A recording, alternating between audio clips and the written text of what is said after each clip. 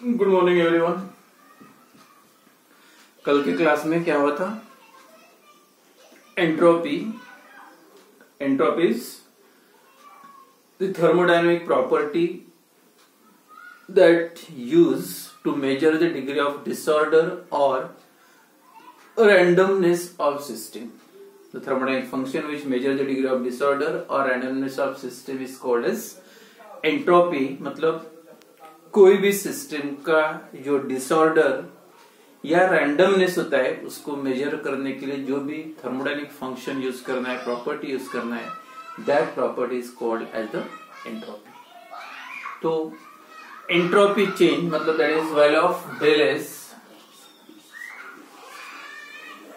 मतलब either it is a positive और negative. Value अगर पॉजिटिव आते हैं तो उसका मतलब है entropy of system increases, and negative आते हैं तो एंट्रोपी ऑफ सिस्टम डिक्रीजेस और बिकम पॉजिटिव और नेगेटिव। तो इसमें कल 2 पॉइंट्स बताया था। एक, when the change of state takes place, when one state of substance is converted into another state, and specially when solid state is converted into liquid state और liquid state converted into gases state, और directly from solid to gas, in all that cases क्या degree of disorder increases, disorder बढ़ता है और disorder बढ़ने का मतलब entropy of system is also increases, therefore value is positive. And उसका opposite, gas का कन्वर्शन अगर लिक्विड में होता है या लिक्विड का कन्वर्शन सॉलिड में होता है तो डिसऑर्डर कम होता है, और डिसऑर्डर अगर डिक्रीज होता है तो value of entropy is also decreases, then the value of del S is negative. एक स्टेट का और सेकंड जो लिया था, अगर स्टेट सेम है, रिएक्टेंट साइड और प्रोडक्ट साइड दोनों साइड में सॉलिड स्टेट या लिक्विड है या गैस है, उस केसेस में भी अगर स्टेट चेंज है तो आप कैसे क्लियर करोगे एंट्रोपी डेल एस की वैल्यू पॉजिटिव है या नेगेटिव है? तो अगर स्टेट सेम है तब आपको ये देखना है नंबर ऑफ मोल्स। तो number of moles if it is increases मतलब प्रोडक्ट्स के ज्यादा है, रिएक्टेंट्स के कम है। जो कल एक एग्जांपल लिया था, H2 gas gives H atoms, मतलब डिसोसिएशन ऑफ H2 का, ये भी गैस है, ये भी गैस है, ये भी गैस है, तो 1 mole is converted into 2 moles, then also value of del S is positive. तो नंबर ऑफ मोल्स बढ़ते हैं या स्टेट चेंज होता है फ्रॉम सॉलिड टू लिक्विड और liquid to gas, directly from solid to gas, then entropy of system increases, that is the value of del S is positive. और एक example, twice H2 twice H2O2 it is a hydrogen peroxide liquid, when it undergoes decomposition form twice H2O plus O2, क्या form हो? H2O2 hydrogen peroxide undergoes decomposition and form twice H2O liquid plus gas। अब यहाँ पे देखो value of del S positive है या negative. क्या करोगे आप? सबसे पहले ये चेक करो, स्टेट चेंज हुआ है, liquid to liquid 2 moles of liquid converted to 2 moles of liquid. Hydrogen peroxide के लिक्विड्स थे 2 मॉलिक्यूल्स और यहाँ पे 2 मोल्स और यहाँ पे वाटर के, लेकिन एडिशनल यहाँ पे 1 मोल गैस O2 गैस फॉर्म हो रहा, मतलब ये लिक्विड था, लिक्विड का कन्वर्शन आप बोल सकते गैस में हुआ, और गैस होने का मतलब डिसऑर्डर गैस का ज्यादा होता है, मॉलिक्यूल की पोजीशन फिक्स नहीं होती, एंड देयरफॉर एंट्रोपी ये इसके कंपैरिजन में इसका डिसऑर्डर ज्यादा है, and therefore value of del S again here positive. तो यहाँ पे भी वैल्यू की डेल एस की वैल्यू क्या है? Positive. Another example, H2 gas plus O2 gas या twice H2 gas plus O2 gas that gives twice H2O liquid। अब क्या होना चाहिए वैल्यू डेल एस की? Value of del S positive और नेगेटिव। क्या चेक करो, सबसे पहले स्टेट दोनों गैसेस मोल्स हैं, 2 moles of H2 1 mole of O2 और 2 मोल्स H2, और कन्वर्शन क्या देखो, लिक्विड गैस का कन्वर्शन लिक्विड में हो रहा, और जब गैस का कन्वर्शन लिक्विड में होता है तो disorder decreases, and here the value of del S is negative, because state में चेंज देखो, गैस का कन्वर्शन लिक्विड में होता है या लिक्विड का कन्वर्शन सॉलिड में होता है तो disorder decreases and therefore value of del S is positive negative. तो डिसऑर्डर इंक्रीज होता है तो डेल एस की वैल्यू नेगेटिव आएगी और डिसऑर्डर इंक्रीज डिक्रीज होता है, डिसऑर्डर डिक्रीज होता है तो डेल एस की वैल्यू नेगेटिव और डिसऑर्डर इंक्रीज होता है तो डेल एस की वैल्यू पॉजिटिव रहेगी। तो डेल एस पॉजिटिव या नेगेटिव आप डिसाइड कर सकते हैं। देन नेक्स्ट टॉपिक है या आप बोल सकते हैं लास्ट टॉपिक की चैप्टर का क्वांटिटेटिव डेफिनेशन ऑफ एंट्रोपी। ठीक है, थ्योरेटिकली आपने पढ़ लिया एंट्रोपी का मतलब क्या है, लेकिन मैं थर्मोडायनामिक से मेजर कैसे करूंगी, कितने अमाउंट में एंट्रोपी इंक्रीज हुई या डिक्रीज हुई। अगर ये स्टडी करना है तो एक्चुअली उसका क्वांटिटेटिव मीनिंग क्लियर करना जरूरी है। That is entropy is the measure of degree of disorder or randomness of system. Then entropy change is equal to, अब एंट्रोपी का जो शुरुआत में कल एग्जांपल मतलब बताया था मैंने, this chapter this topic entropy in this chapter, ये चैप्टर में ये टॉपिक इंट्रोड्यूस क्यों किया, क्योंकि this totally chapter is related with energy और एनर्जी के साथ एंट्रोपी का रिलेशन क्या है। तो कल बताया था डिसऑर्डर डिक्रीज और इंक्रीज करने के लिए एनर्जी की जरूरत पड़ती है। जितनी एनर्जी बढ़ेगी, जैसे सॉलिड टू लिक्विड में कन्वर्ट करना, हीट करना पड़ता, मतलब यहाँ पे भी एनर्जी इन्वॉल्व है और एनर्जी इन्वॉल्व है मतलब that also related with the energy. तो कितनी एनर्जी सप्लाई करोगे उसका कितना रिजल्ट मतलब डिसऑर्डर बढ़ेगा और इसका रिजल्ट कितने एंट्रोपी बढ़ेगी, ये सब स्टडी करना है। तो that is quantitative definition of entropy में। तो एंट्रोपी चेंज यहां मैथमेटिकल देखो,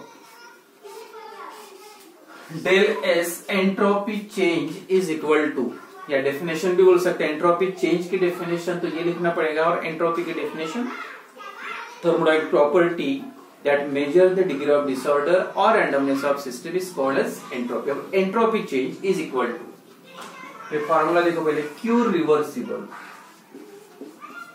reversible upon T temperature in Kelvin। क्या दिख रहा है Q reversible, Q का मतलब होता है amount of heat either that supply to the system or remove from the system। Supply भी कर सकते हैं, ऐड भी कर सकते हैं, रिमूव भी कर सकते हैं, therefore reversible। Amount of heat supplied to the system in a reversible manner divided by, क्या फार्मूला दिखा, divided by temperature in Kelvin at which this transfer takes place। जब आपने हीट सप्लाई की है सिस्टम में डिसऑर्डर बढ़ाने के लिए, डिसऑर्डर चेंज करने के लिए, तब का सिस्टम का टेम्परेचर कितना था।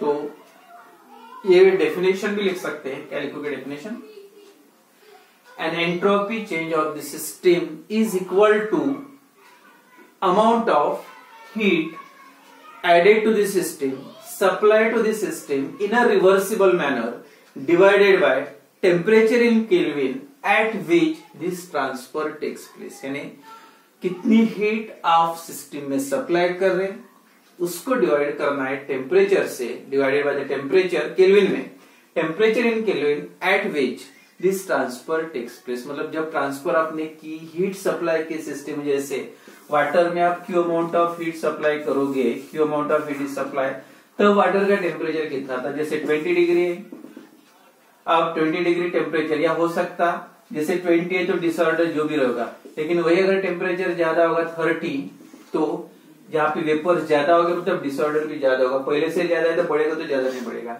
और 20 मतलब डिसऑर्डर कम गया, 10 टेम्परेचर रहा तो डिसऑर्डर और कम होगा। तो वो डिपेंड करता है जब आप हीट सप्लाई करोगे उसका डिसऑर्डर बढ़ाने के लिए, तो ये भी इफेक्ट करता है कौन सा टेम्परेचर, उस टाइम पे सिस्टम का टेम्परेचर कितना था। तो ये डेफिनेशन याद रखो, व्हाट इज एंट्रोपी चेंज,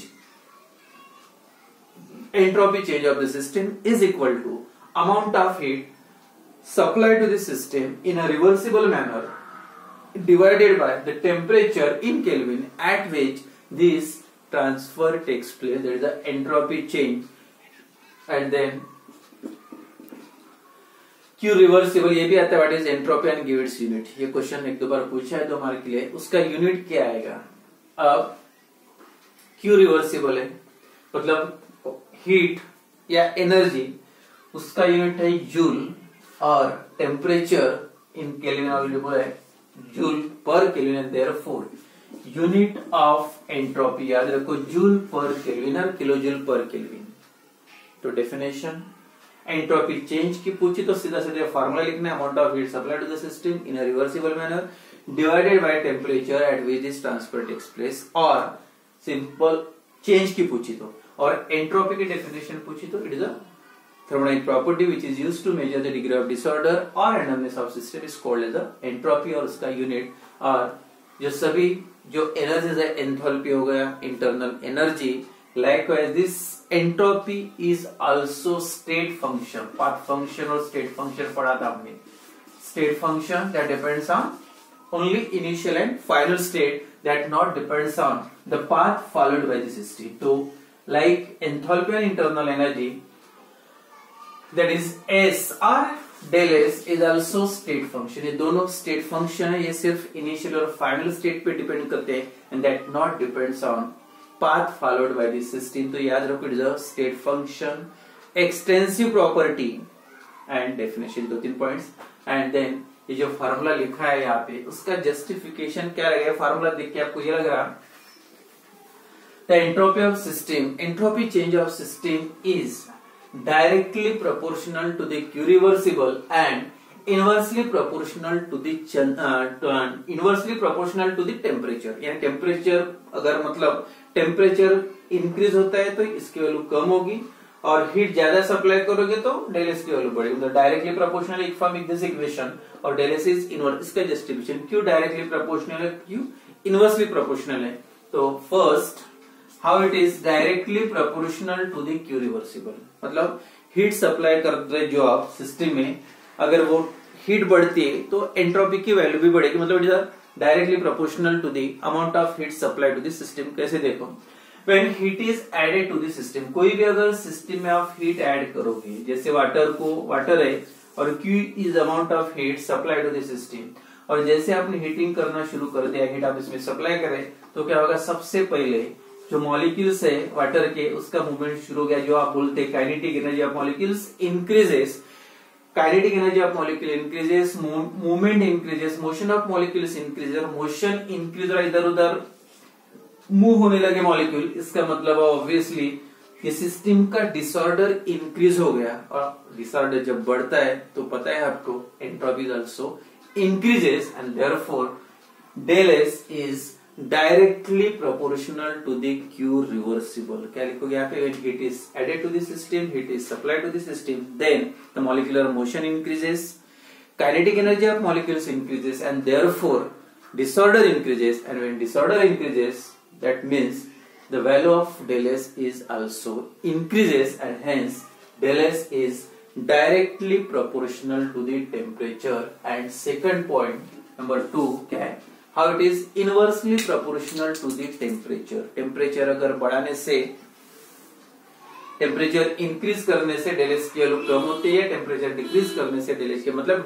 जिस टेम्परेचर पे आप हीट कर रहे हैं सिस्टम में, हीट सप्लाई करें तब का टेम्परेचर कितना है, ज्यादा रहा तो कम से डेल एस की वैल्यू बढ़ेगी, और कम रहा तो ज्यादा से। कैसे, when effectiveness of addition of heat to the system to increase the molecular disorder depends on temperature. यानी जब आप हीट सप्लाई करोगे सिस्टम में तब वो सप्लाइड हीट का इफेक्ट क्या होगा, वो टेम्परेचर पे डिपेंड करता है। मतलब तब का टेम्परेचर सिस्टम का कितना है, ज्यादा है या कम है। तो देखो कैसे, when heat is supplied to the system at higher temperature, जैसे टेम्परेचर इतना तो क्लियर है, टेम्परेचर ज्यादा रहा, जैसे डिसऑर्डर की वैल्यू यहाँ पे टेम्परेचर सपोज 20 डिग्री और डिसऑर्डर की value 2,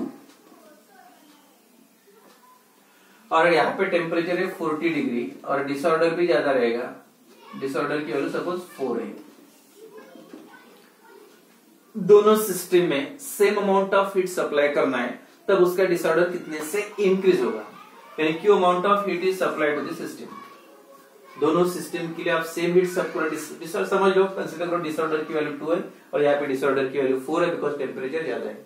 when heat is supply to the system at lower temperature, then जो भी हीट सप्लाई करोगे यहाँ पे जो डिसऑर्डर इंक्रीज, हीट सप्लाई करने के बाद दोनों सिस्टम में कितना बड़ा, अगर ये 2 से बड़ा है, 2 से बड़ा मतलब 4 हो गया, और ये भी 2 से बड़ा है। पहले 4 था, 2 से इंक्रीज हुआ, अब ये अगर ये भी सपोज 3 है, अगर ये भी 4 हो जाता है इंक्रीज होने के बाद, लोअर टेम्परेचर में हीट सप्लाई की, हायर टेम्परेचर पे अब चेंज कितना हुआ, 4 - 2 और यहाँ पे 4 - 3, कौन सा ज्यादा पड़ा, कितने से 4 - 3 1 और 4 - 2 2, तो जो डिसऑर्डर इंक्रीज हुआ ज्यादा कौन सा है, लोअर टेम्परेचर।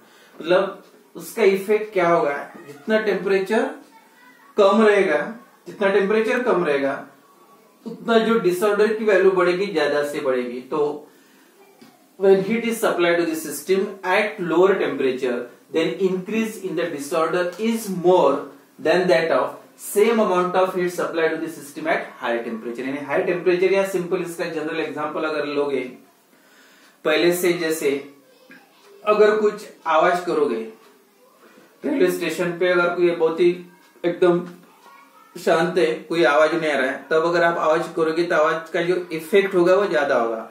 और वही अगर वहां से ट्रेन जा रही है और तब आप आवाज करोगे, मतलब पहले से डिसऑर्डर ज्यादा है, उसमें आप डिसऑर्डर बढ़ाओगे तो उसका इफेक्ट कम रहेगा। लेकिन वही अगर वहां पे शांत है, आवाज नहीं है, और तब आप आवाज करोगे, मतलब डिसऑर्डर बढ़ा रहे, उसका इफेक्ट ज्यादा रहेगा। मतलब पहले से ज्यादा डिसऑर्डर है, आप बढ़ाओगे तो ज्यादा इफेक्टिव नहीं होगा। लेकिन डिसऑर्डर पहले से बहुत कम है और जब आप बढ़ेगा तब जो वैल्यू ज्यादा रहेगी। मतलब टेम्परेचर तब का कितना है उस पर डिपेंड है। टेम्परेचर पहले से ही ज्यादा है और आप हीट सप्लाई करोगे तो जो बढ़ेगा वो ज्यादा नहीं बढ़ेगा। मतलब it is inversely proportional to the temperature. तो जो जस्टिफिकेशन था इक्वेशन का, how it is directly proportional to Q reversible और इनवर्सली प्रोपोर्शनल टू टेम्परेचर। तो यहाँ पे जो थ्योरेटिकल पोर्शन था थर्मोडायनेमिक्स का यहाँ पे कंप्लीट हो गया। कल इसके जो न्यूमेरिकल्स बचे बोलेंगे।